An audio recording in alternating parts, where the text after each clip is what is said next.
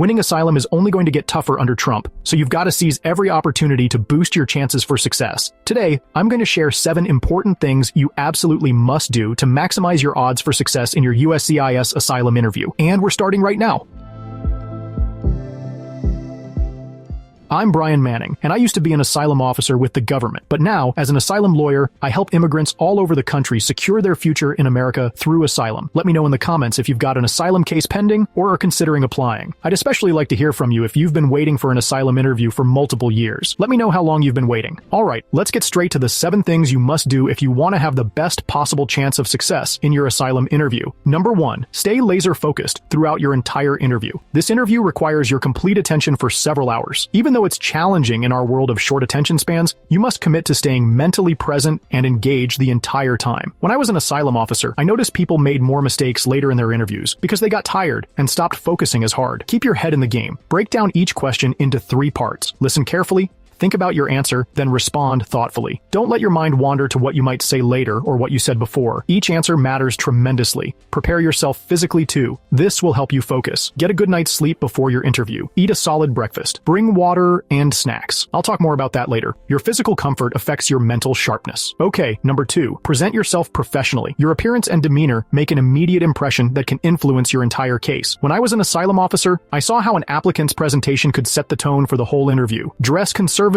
and professionally. Think business casual at minimum. For men, clean, pressed khakis or dress pants with a button-down shirt works well. For women, a professional dress or pants or skirt with a blouse is appropriate. Everything should be clean and neat. No flashy jewelry or distracting accessories. Bring a light jacket or blazer. Asylum offices can get very cold. You don't want to be shivering and distracted when trying to tell your story. Looking put together shows respect for the process and helps demonstrate how seriously you take this opportunity. Number 3, be completely honest in every answer. Never guess or make up information, even if you think it's what the officer wants to hear. The magic words "I don't know" or "I don't remember" are perfectly acceptable answers. Remember, being straightforward about not knowing something can actually build up your credibility in the officer's eyes. If you're not completely sure about dates, numbers, or specific details, use qualifying language like approximately, around, or to the best of my recollection. This gives you flexibility if there are minor discrepancies later. It's much better to say "I think it was around February 2020" than to state "definitely it was definitely February" if you're not 100% certain. So practice using these phrases before your interview. They should feel natural. To the best of my memory, I believe it was approximately, I'm not entirely certain, but I think.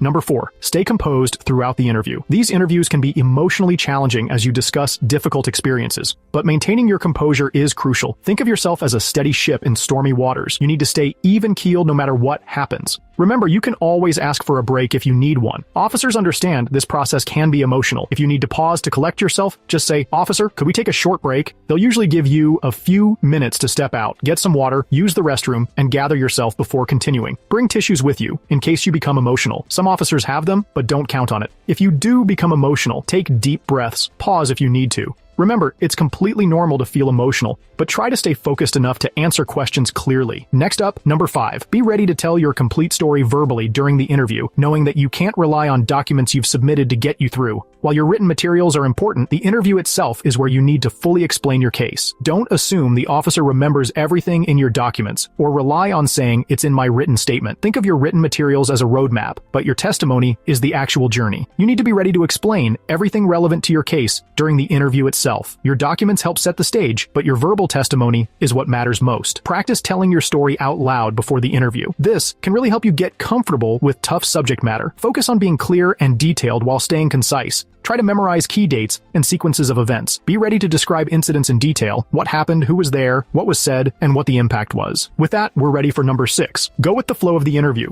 The asylum officer will guide the conversation, and you need to follow their lead. They'll ask specific questions and may interrupt you or change topics frequently. This is normal. Your job is to answer their questions directly while finding natural ways to include important information about your case. Think of it like a dance. The officer leads and you follow, but you can still move gracefully within that structure. When answering questions, first give a direct response to exactly what was asked. Then, if relevant, you can add a brief piece of important information that helps establish your eligibility for asylum. Don't try to control the interview or steer it where you want it to go. Also, even if the officer seems brusque or unsympathetic, stay professional and cooperative. Some officers put up a tough front, but still grant asylum to deserving cases. And finally, number 7, prepare for a marathon, not a sprint. These interviews can last several hours, so you need to maintain your stamina. Bring water in a screw-top bottle, as they usually won't allow open containers, and easily consume snacks like granola bars or fruit. You might get a lunch break, but don't count on it. Take advantage of any breaks offered. Even if you feel fine, eat something small during your first break, because you don't know when the next one will come. Stay hydrated throughout the interview. Dehydration affects your mental clarity. The 7 elements we've covered today are crucial to having a successful asylum interview. When I was an asylum officer with USCIS, I saw so many cases where people had strong claims but hurt their chances by not following these principles. But if you implement all 7, you'll be giving yourself the best possible chance for approval. Remember too that the toughness of your officer or their demeanor doesn't determine your fate. I've seen plenty of cases where applicants thought the interview went terribly because the officer seemed harsh, but they still got approved. Just focus on these 7 elements regardless of how the officer acts. If you're ready to take the next step and get help with your asylum case, call my office today. That number is 713-909-0401. Remember, we help people all over the country, so it doesn't matter where you live. Call us now to schedule an Asylum Strategy Session so we can help you secure your future in America through asylum. Again, I'm Brian Manning, and it's an honor to serve you in your asylum journey.